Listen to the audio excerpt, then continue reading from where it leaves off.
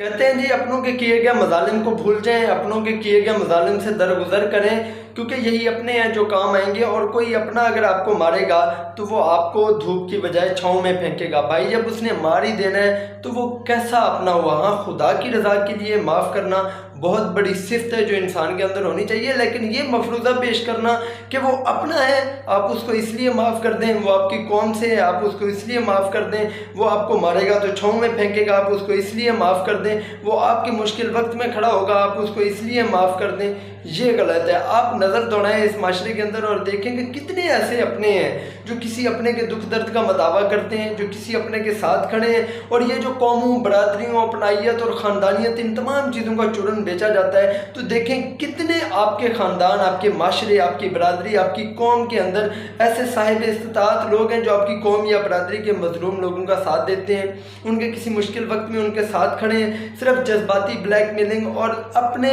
फ़ायदे को देखकर दूसरों को कंट्रोल करने के लिए सारे चूरन बेचे जाते हैं, वरना हकीकत में दो इंसानों को जो मिला के रखने वाला मैग्नेट है वो सिर्फ़ और सिर्फ मफाद है। आप कुछ भी हों, आप कितने भी जलील हों, बुरे हों, सामने वाले का आपसे फ़ायदा जुड़ा हुआ है, तो आपके जैसा इस ज़मीन पर शायद अच्छा इंसान कोई नहीं है। अगर आप किसी के लिए कुछ करने के काबिल नहीं हैं, आप जितने मर्जी अच्छे हैं, आप कुछ भी मैटर नहीं करते।